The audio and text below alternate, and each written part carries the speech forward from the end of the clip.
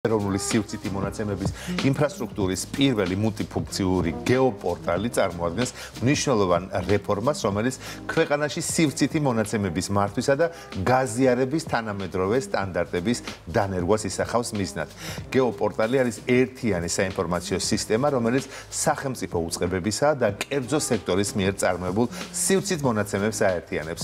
მეც ამ თემაზე ჩვენი სტუმარი საჯარო რეესტრის ეროვნული სააგენტოს თავმჯდომარე დავით დევიძე გვეტყვის დილა მშვიდობით. ჩაგეჭრები რა კომპლიმენტს ბატონ დავით თქვენი უწყება მუშაობს სანიმუშოდ აი მართლა სოფლიო სტანდარტია აი ყოველგვარი გადაჭარბების გარეშე გეუბნებით მიდიხარ ასე კომფორტულად ჯერ ესე შერჩეული ხალხი ესე მომზადებული ესეთი პროფესიონალები მოკლედ როგორც ჩვეულებრივი მოქალაქისაგან დიდი კომპლიმენტი მოდით ვთქვათ რომ მე რა თქმა უნდა სიამოვნები წარმადგინე თემა მაგრამ არ ვიცი რაზეა ეს ის შემთხვევა, როდესაც განმარტება მჭირდება და გითხარით თუ შეიძლება რა წავიკითხე. აი მაგალითად რა არის ეს ეროვნული გეოპორტალი? მოგესალმებით, ძალიან დიდი მადლობა მოწვევისთვის, მივესალმები ჩვენს მსმენელს. ეროვნული გეოპორტალი ეს არის სიახლე ქართული სახელმწიფოსთვის, რომელიც წარადგინა რამდენიმე დღის წინ იუსტიციის სამინისტროს საჯარო რეესტრის ეროვნულმა სააგენტომ. ძალიან დიდი მადლობა მინდა გითხრათ საჯარო რეესტრის ასეთი შეფასებებისთვის. კარგი ხალხია და იმით მარტო არ ხართ ამ მიმართულებით, სოფლიო ბანკმა 2024 წლის ოქტომბერში გამოქვეყნა ანგარიში, რომლის მიხედვითაც საჯარო რეესტრის სერვისების თვალსაზრისით ჩვენი ქვეყანა საქართველო არის მსოფლიოში საუკეთესო ადგილზე, პირველ ადგილზე და უსწრებს ისეთ ინოვაციური ტექნოლოგიები. აი არ ვიცოდით. აღჭურვილი ქვეყნებს, როგორც ესტონეთია, როგორც სინგაპურია მაგალითად და ჩვენზე უკეთესი გამჭვირვალობა, ეფექტურობა, სერვისების მიწოდება არავის არ აქვს თელს დედამიწაზე. ეს რა თქმა უნდა არის ძალიან მნიშვნელოვანი და სწორედ ასეთი ინოვაციური სერვისების შეთავაზებით გვაქვს ეს საპატიო პირველი ადგილი მსოფლიოში. ეხლა გადავიდეთ მაინც რაღაც გეოგრაფიასთან კონტაქტში არ არის? აი წეგან შესანიშნავი სიუჟეტი ვნახეთ და ნებისმიერი მოვლენა თქვენ ხშირად ხას უსვავთ ასეთი სიუჟეტების დროს რომ სად მოხდა ეს მოქმედება, სად ვართ ჩვენ და რა ხდება ჩვენს ირგვლივ გარემოცულ სამყაროში, ხო? ეს ყველა ადამიანისთვის უმნიშვნელოვანესია. დილას რო ვიწყებთ, ჩვენ გვაინტერესებს რა ხდება ჩვენს ქალაქში, რა ხდება ჩვენს ქვეყანაში, შემდეგ მთელ მსოფლიოში, რომ ჩვენ მზად ვიყოთ, რომ ინფორმაციულად აღჭურვილი გადაწყვეტილებები მივიღოთ. გეოპორტალი ეს არის სივრცითი ინფორმაციით აღჭურვილი ფანჯარა, ერთი სარკმლის პრინციპით მომუშავე ვებგვერდი, სადაც ყველა უწყება სახელმწიფო უწყება, ასევე კერძო ორგანიზაცია განათავსებს მის ხელთ არსებულ სივრცით მონაცემებს. ახლა რა არის ეს სივრცითი მონაცემები? მაგალითად, საჯარო რეესტრის შემთხვევაში ეს არის უძრავი ქონების შესახებ ინფორმაცია, შენობების შესახებ ინფორმაცია, მათი მესაკუთრეების შესახებ ინფორმაცია, სად არის ეს განლაგებული. ასევე გზათა ქსელი, როგორია ჩვენს ქვეყანაში გზების განვითარება, რა ხარისხია, როგორ შეიძლება ის გამოვიყენოთ და სად რა დაბრკოლება შეიძლება აი ჩვეულებრივმა მაყურებელმა რო გაიგოს, გოდერძის სახლი სად არის, ან მისი აგარაკი ეს შევა? რა თქმა უნდა და ასევე წარმოვიდგინოთ რომ დინარეები, უღელტეხილები და ყველა ის გეოგრაფიული სივრცე, რასაც ჩვენ ყოველდღურად ვეხებით და ჩვენს ირგვლივ არსებობს, იქნება ვებგვერდზე ასახული თავისი ფუნქციური დანიშნულებით.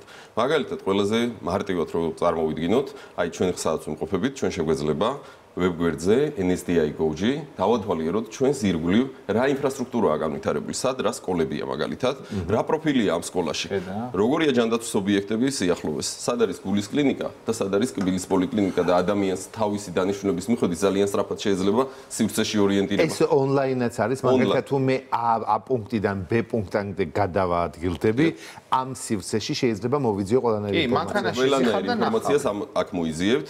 ეხლა არის უკვე შესაბამისი პლატფორმა მომზადებული, საჯარო რეესტრში არსებული ყველა სივრცითი მონაცემი ატვირთულია და ეტაპობრივად ყველა სხვა უწყება განათავსებს თავის მონაცემებს. მაგალითად, ჯანდაცვის სამინისტრო განათავსებს ჯანდაცვის ობიექტების შესახებ ინფორმაციას, სად იმყოფება ეს ობიექტები და რა პროფილი აქვთ მათ. ჩვენ როდესაც რაღაც ნივთს ვყიდულობთ, გვაინტერესებს მისი ხარისხი, ვინ დაამზადა, მწარმოებელი, როდესაც მომზადებული და ვიღებთ შემდეგ ამის მიხედვით გადაწყვეტილებას. თუ ჩვენ რაიმე პროდუქცია ალერგია გვაქვს, იმას არ გამოვიყენებთ უნებრივი ინფორმაცია.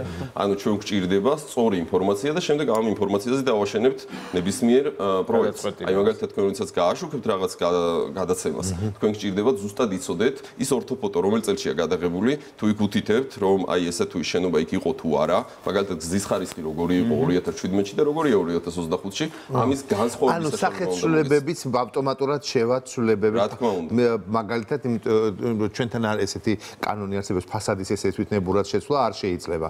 როდესაც დავუშვათ დოკუმენტი გჭირდება ფასადი შეგინდა корпуსი რაღაცა შეუცვალო, ეს შეიძლება გამოყენებული იქნას როგორც დოკუმენტი, იმიტომ რომ ეს იქნება ზუსტი წყარო. რა თქმა უნდა, ეს ამ ვებგვერდის მთავარი ამოცანაა როგორც ინფორმაციის მიწოდება, ასევე გაზიარება, ჩამოტვირთვა.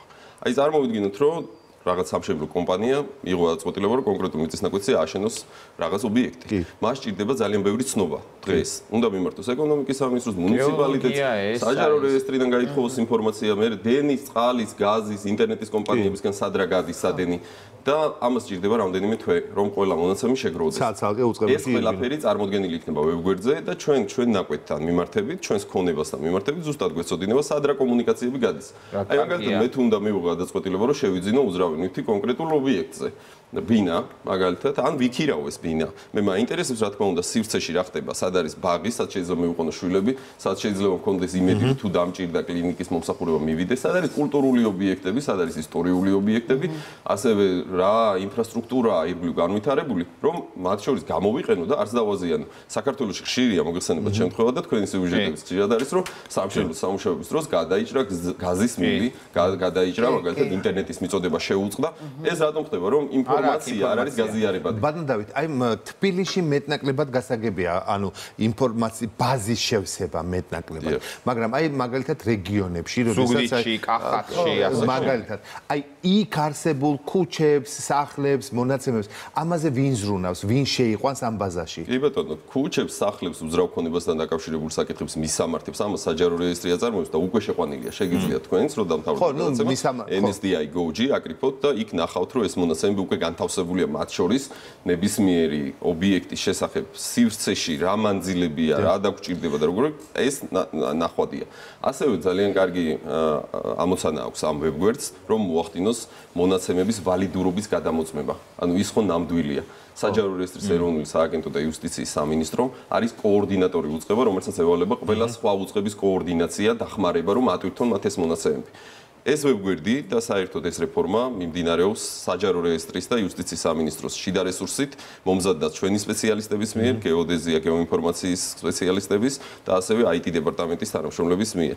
აქ ძალიან მნიშვნელოვანი იყო უშუალოდ იუსტიციის მინისტრის მხარდაჭერა და ჩართულობა. ბოლო რამდენიმე თვე თქვენ მოგეხსენებათ ახალი სერვისის გაშვების დროს, რამდენად ბევრი შინაარსობრივი და ტექნიკური საკითხია გადასაწყვეტი და აქ იყო ძალიან დიდი მხარდაჭერა მინისტრის მხრიდან და მინდა მას ძალიან დიდი მადლობა გადაუხადო ამისთვის დააუძლიეთ ის საკითხები რაც ჩვენ გვაძლევს რას რომ აქ არსებული მონაცემების შესაბამისობაში როგორც ერთმანეთთან და თავსებადია, ასევე ევროკავშირის სტანდარტებთან ვალიდური და შესაბამისია და ჩვენ შეგვეძლება ევროკავშირის ეროვნულ სივრცით ინფრასტრუქტურებს დაუკავშირდეთ და მონაცემები გავსვალოთ.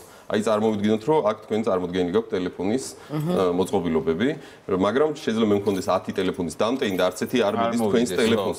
მაშინ ჩვენ ერთმანეთს ვერ დავეკონტაქტებით. ანუ მაშინ ჩვენ ერთმანეთს ვერ დავეხმარებით და რა ხდება ხო დღეს, რომ ბევრი უწყება და კერძო კომპანია ერთი და იგივე პლატფორმებს ავითარებენ, ხარჯავენ ერთი და იგივე სერვისში ფულს და შემდეგ რომ დაჭირდებათ, რომ ეს გაერთიანონ, ერთმანეთთან ვერ კონტაქტობს. გამოყენებულია პროგრამული სხვა კოდი, ცალკე აღებული ორივე შესანიშნავი აპლიკაციაა. ორივე თანამედროვე სტანდარტების არის, მაგრამ იყენებს სხვა პლატფორმას, ერთი პროგრამისტი სხვას, მეორე პროგრამისტი სხვას და შემდეგ ეს ერთმანეთთან კონტაქტში არ მოდის. ამაში იხარჯება შემდეგ ძალიან დიდი თანხები და დრო, რომ ერთმანეთს დაუკავშირდეს შემდეგ ეს მონაცემები. როცა ცვლილებები შედის, ინფრასტრუქტურული ასე შემდეგ ქუჩა სხვა სახელი ერქმევა, რაღაც ახალი ქუჩები შეერთა, გადაერთა. ცვლილებებზე უწყებები პასუხისგებელი თუ თვითონ სააგენტო შეაქვს ეს მონაცემები? და აქვე მოქალაქეებს ალბათ ძალიან დაინტერესებთ ამაზეც როგორ გიპასუხოთ. ეს არის უფასო, აქ შევა ნებისმიერი მოქალაქე თუ როგორ იქნება ამისი მოხმარების წესი? კი ბატონო.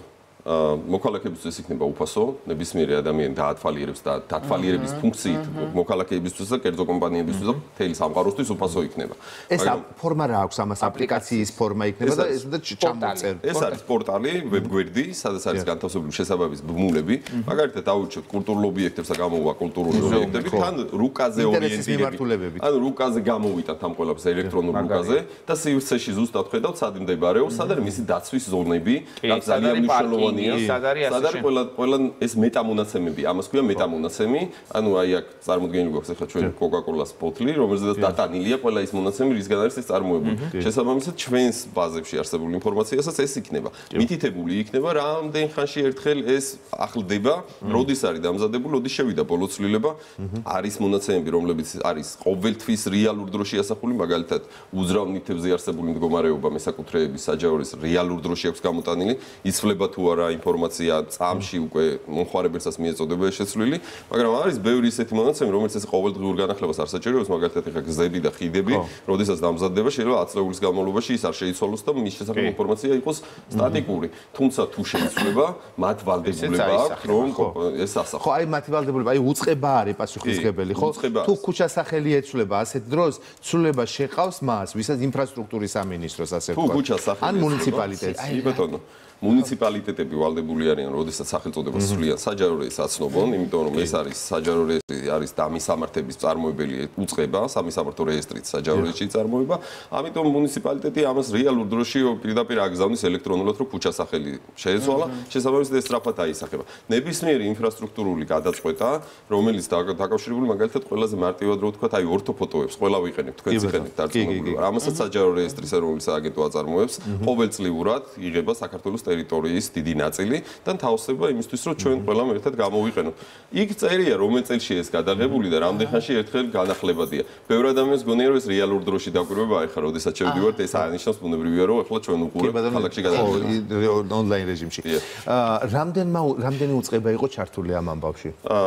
2023 წელს იქნა მიღებული კანონი ეროვნული სივრცითი მონაცემების შესახებ ეს ნოემბერში. შემდეგ შეიქმნა საკოორდინაციო საბჭო. საკოორდინაციო საბჭოში შედის 20-ზე მეტი საჯარო უწყება, სამინისტროები ძირითადად, სადაც არის მაღალ დონეზე წარმომადგენლობა მინისტრის მოადგილეების დონეზე და კოორდინატორი უწყებად განისაზღვრა საჯარო რეესტრის ეროვნული სააგენტო, იუსტიციის სამინისტრო. აქედან გამომდინარე, კოორდინირებაში იგულისხმება, რომ საბჭოზე დამტკიცებული რეგლამენტები და ის სპეციფიკაციები, რაც აუცილებელია სწორი მონაცემების წარმოებისთვის, უნდა გააკონტროლოს ყველა უწყება მთავრად. ჩვენ დღემდე, აი ამ კანონის მიღებამდე, საქართველოს ხელმძღვანელობდა საბჭოთა ცნიპებით, რაღაც კონკრეტული სტანდარტებით, ეხლა მომზადდა 9 ტექნიკური რეგლამენტი, სპეციფიკაცია, სამოქმედო გეგმა 1 წლიანი და ასევე 4 წლიანი სტრატეგიის პროექტი, რომელიც ასევე დაგზავნილია ყველა უწყებას, ისინი ითვალისწინებენ თავიანთ შესაძლებლობებს და ჩვენ როგორც ტექნიკურად გამართული უწყება, სადაც არსებობს კვალიფიციური ცოდნაც, ყოველთვის მზად ვართ დავეხმაროთ და ჩვენ უზრუნველყოფთ მათ შორის მუნიციპალიტეტები რომ ახსენეთ. მათ დავეხმარებით, რომ მათ ხელს არსებული სივრცითი მონაცემები ავტვირთოთ, ჩვენვე ჩავიდეთ, ჩვენ დავეხმაროთ, ჩვენ განვათავსოთ. შესაბამისად, ყოველთვის იქნება მონიტორინგი, ვინ ასრულებს ამ დავალებებს, შემდეგ ეს წარედგინება საქართველოს მთავრობას და ბუნებრივია, სადაც საჭირო იქნება დახმარება მიეცემათ უწყებებს, სადაც საჭირო იქნება, ბუნებრივია, იქნება ასევე შეხსენება და დავალება, რომ ეს გააკეთო. აი, ერთი კითხვა მაქვს, არ ვიცი ხა დროულია თუ არ, მაგრამ არის ადამიანების, აი, რამდენიმე მითხრა, რომ გვაქვს სადღაც ნაკვეთი და იმის პოვნა, არ ვიცი, კიდევ ამბობ, რომ არ ვიცი.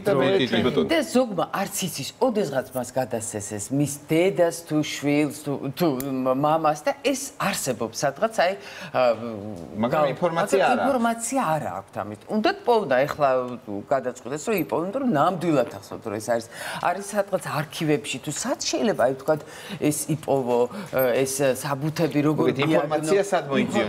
პორტალზე იქნება თუ არა მსგავსი ინფორმაცია? მე ეს კითხვა ჩვენ რასაკითხის დასვით ეს არის კიდევ ასევე ძალიან მნიშვნელოვანი და ფუნდამენტური რეფორმა ჩვენი ქვეყნისთვის. ეს არის სისტემური რეგისტრაცია, რომელსაც საჯარო რეესტრი აკეთებს.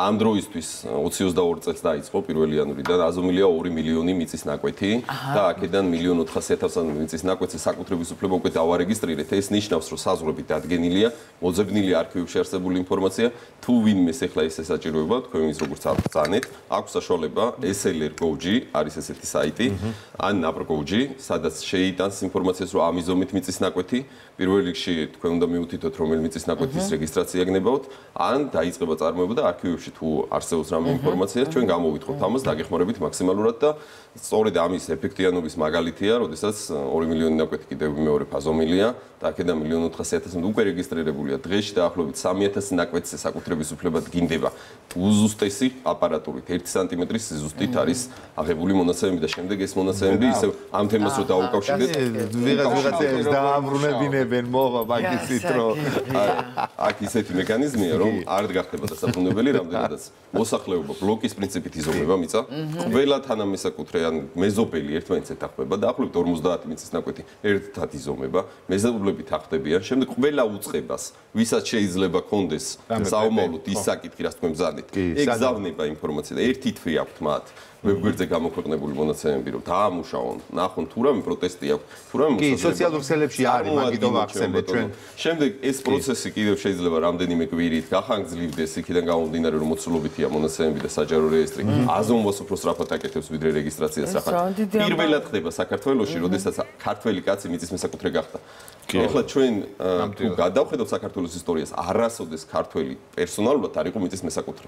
აი სწორედ ამ 3 წლიან პერიოდში ფორმირდა საქართველოში მიწის მსაკუთრეობის განცდა და დაპატრონდა ქართველი ადამიანის საკუთარ მიწას. ხო და გაუმარჯოს ქართველ კაცს და გაუმარჯოს იმ საქმეს, რასაც აკეთებთ. ეგ მართლა ერთ საკითხი თუ დაგვრჩათ რომ მინდა რომ ხაზი გაუსვა კრიტიკული სიტუაციების დროს ამას ექნება გადამწყვეტი მნიშვნელობა. აი კრიზისების მართვის შემთხვევაში, ბუნებრივი კატასტროფების დროს NSDI, GOG იქნება ყველაზე ისეთი ბაზა, რომელსაც დაეყრდნობიან როგორც ჟურნალისტები, ისე სახანძრო, სამაშორო სამსახურები და ამაში გამოიყენებენ რომ სწრაფი რეაგირება ზუსტად განსაზღვრონ რა დახდებათ ადგილზე. ასევე ბიზნესისთვის, აი, როდესაც ხედავ სად არის განვითარებული სოციალური ურთიერთობები, რამდენია დემოგრაფია, დემოგრაფიული მონაცემებიც იქნება და ხედავ სად არის განვითარებული მაღაზიათა ქსელი, სად გაკლია და ამატებ. ასევე როგორც საჯარო სექტორს.